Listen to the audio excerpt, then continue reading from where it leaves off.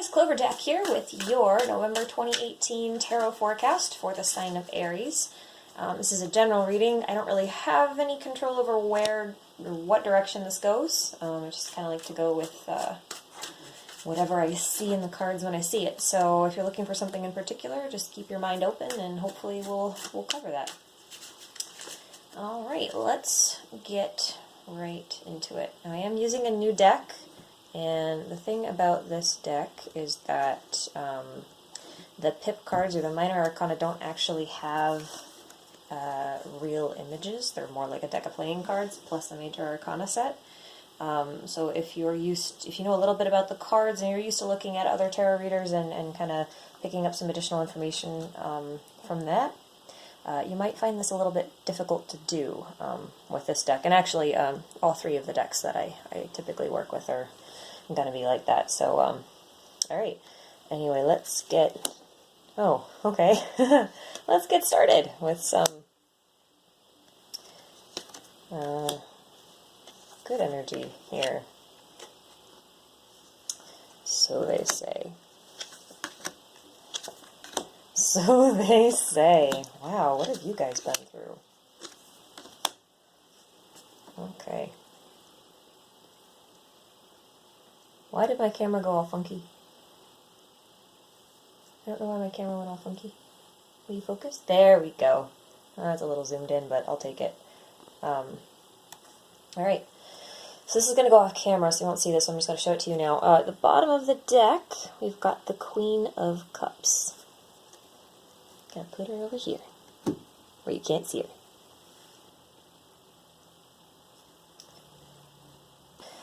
I think that a few of you have probably in the last month or two rushed headlong into something without thinking too heavily about it. I think you didn't reflect all that much on a good course, or safe course rather, and I think you ran right into a pretty sticky situation. I think that what was presented to you seemed like it was everything that you could ever want. Like, yes, I want that. That is ideal. I am so going for this. And then somewhere along the way, because you approached it too fast, it got spooked. And I don't want to say it ran. I mean, I guess for some of you it could have just kind of vanished. But I think a lot of you kind of turned around and stabbed you so much, kind of like running headlong into a rose bush, you know, like saying, oh man, I want those flowers, I want those flowers, I want those flowers, and then, you know, you kind of stumble onto the all the thorns, and before you know it, your feet are all bloody. And I don't feel like a whole lot of broken up energy about it. Like, I don't feel like you were particularly emotionally distraught over this. It was more like, oh man, shit, I went at that way wrong. I went at that totally the wrong way. And you know, it definitely sapped your energy and left you feeling like you were really tired and sore. And that soreness isn't necessarily like a physical soreness. It can just be like almost not really an emotional ache, but kind of like you ache on the inside in places that aren't really there. That is not really a great explanation for things. For some of you, this could have been something a bit romantic, like you got a little bit ahead of yourself, thinking, yes, this is exactly what I want, or this person is exactly what I want, and then, you know, you kind of threw everything you had into it, and they kind of turned around and said, oh, well, I don't really want you, and you're like, oh, I guess I was a bit hasty. You got a lot of nines here. I mean, we've got 3 nines right in the center of the reading anyway. Yeah. So I feel like you just rushed forward too quickly, and you were thinking you're going to get to your goal, and then you just stopped just short of it. I mean, we've got coins, cups, and wands here. So, I mean, we're looking at passion, emotional fulfillment, and to a degree, financial fulfillment or stability, in some case, physical fulfillment. Now,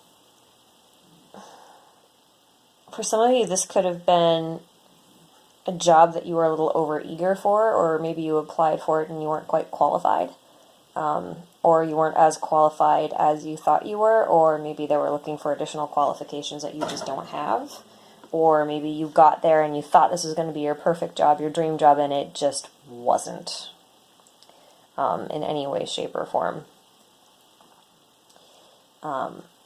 Well, I don't want to say it at all. It wasn't anything you wanted. It's just not. It didn't come to quite the. It was what you wanted, but not what you expected. So when you got there, you're like, oh, my wants don't really meet up with my expectations. So maybe if you wanted like some sort of management position and you're just like, oh man, I really want that. I want to be a manager. But then like your expectations are, through the roof. Like that means I'm going to get so much more money. I'm going to have so much better work hours. No one's going to tell me what to do. And then before you know it, you realize that you're pretty much in the exact same situation you were. Like it didn't turn out that way. Like it's barely any more money. You actually work more hours, and there's like a whole nother level of executives that are telling you what to do, kind of thing. That's more the energy that I get of what you've just come out of. What's really interesting here is I kind of feel like you're going back to your roots. Like this kind of headlong rush into something that didn't turn out quite the way you wanted, or didn't meet your expectations, or whatever that case was. I feel like it's making you circle back and double back. And when I say that, I mean like it goes from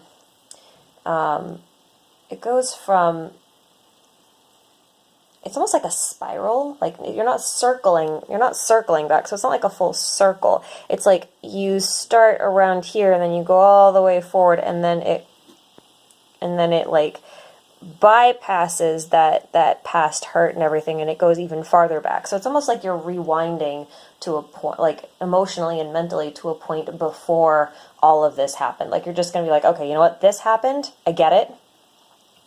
I don't want it anymore. I don't like it. I accept the fact that it happened, but yeah, I don't want it. Let's forget it ever happened, go back to before it happened, and try all this again. It feels like, oh man, I really have to do this whole thing over again. It's not so much a burden as it is just tedious. Like I feel like you've probably done this once or twice in the last year. Funny, just for like this exact same situation too.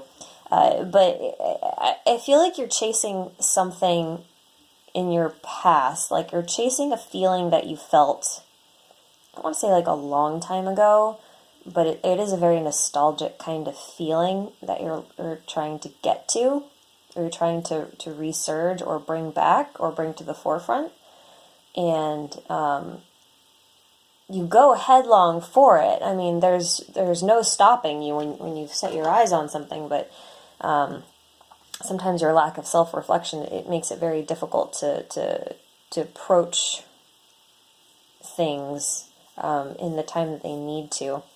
But you know what? The neat thing is with this doubling back, it's almost like you've gone through this section, you failed this section, for lack of a better term, and now you're like, okay, well, all of this didn't work, so let's make a different plan. There's a whole different plan, a whole different set of blueprints that you're working with now that's based on all of this information from all the stuff that you just went through.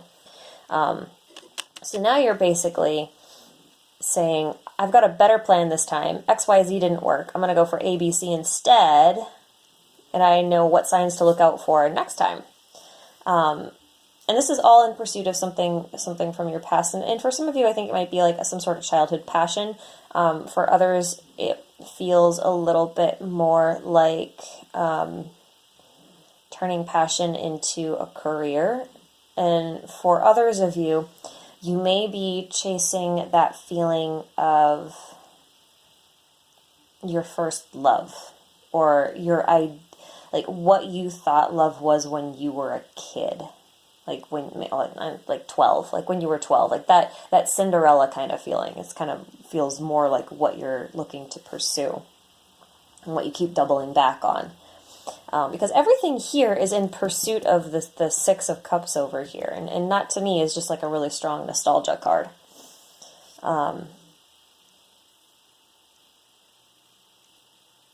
Yeah, I mean, this is really just chasing after, I don't want to say it's chasing after your dreams. It's like you're chasing after a feeling. Definitely chasing after a feeling.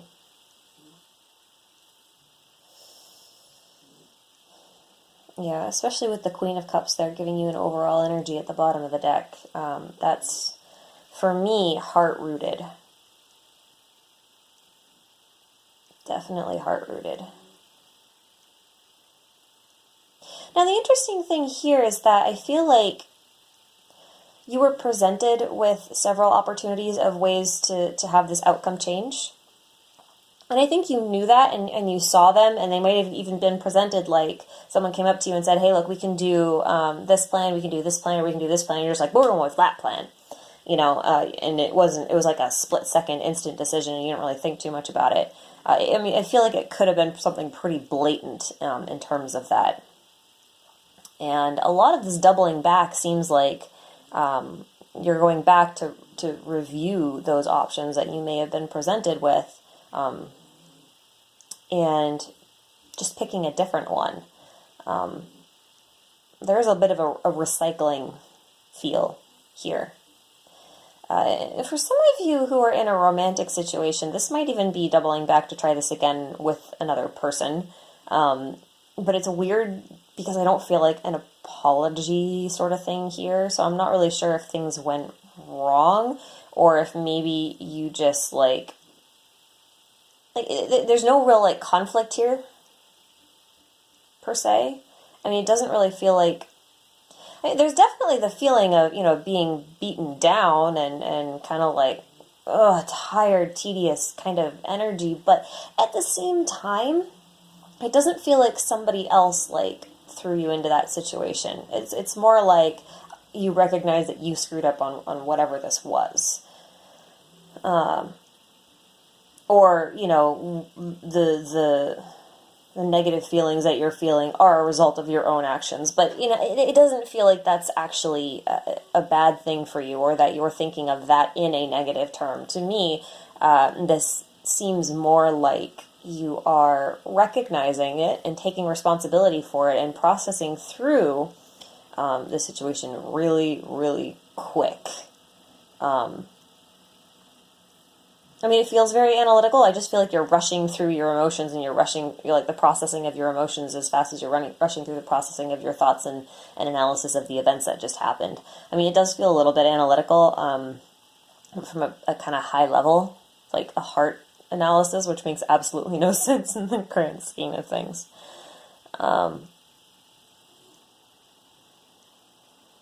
Let's see. Now, for those of you who are pursuing a person, whether this is romantic or otherwise, the person you are pursuing is likely put off by a really gung-ho, fast-centered approach. And you're really going to have to put on the brakes with this person, whether this is a person you're looking to hire or someone you're trying to approach romantically or a family member that you're trying to confront about something. Well, not really confront, because this isn't like, it doesn't have that kind of feel to it, but whether you're trying to get a family member to open up to you or whatever that case is, go low, go slow, you know, like how, if you think you're going too slow, go slower. This person's skittish.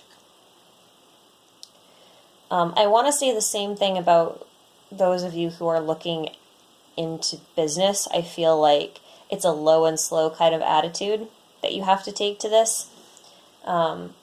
Like put your career on simmer, basically. If your career is a soup, put it on simmer. With this doubling back, I feel like the doubling back actually happens quick. It's part of this whole self-analyzing thing. And while I say self-analyzing, I don't mean like you're going in to do internal work, because, you know, we've got I've got the Hanged Man here, but where it is in the spread does not, to me, suggest that you're actually reflecting on, you know, any sort of emotional analysis or like spiritual kind of thing. It feels more like you're going back and analyzing your part in past events. And so that happens very, very quickly. And so what you do is you come through and you double back and you get back to here and you're like, okay, I'm good, I'm gung-ho, I'm ready to go. And then you want to skip just to like end game instantly. And you're not going to be able to do that. I mean, you're going to have, the faster you try to go, the more obstacles that are going to be there.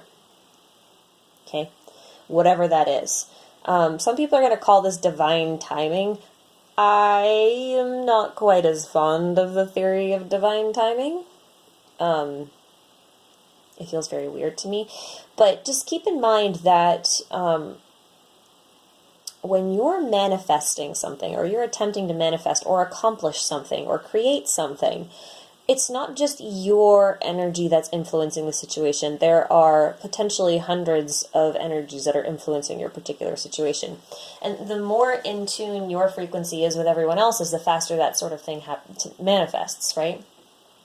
So I feel like whatever you're going for is resonating on a slightly different frequency than yours. And so long as you're not resonating on that same frequency and everything around it isn't resonating on that frequency, this is going to happen real slow. Okay? And that's actually okay, because I feel like you're going to have a few things that actually you didn't think of, but you need to sort out first. You just need to get through first. And they're going to feel like, oh, I don't want to deal with this. I don't want to do it right now. Do I have to? And yes, you have to. Because you're not going to get to where you want to be if you don't. All right, I think that's all I have for you. If this resonated with you, leave a like, leave a comment. I'd love to hear from you. And hopefully we'll see you next time. Bye.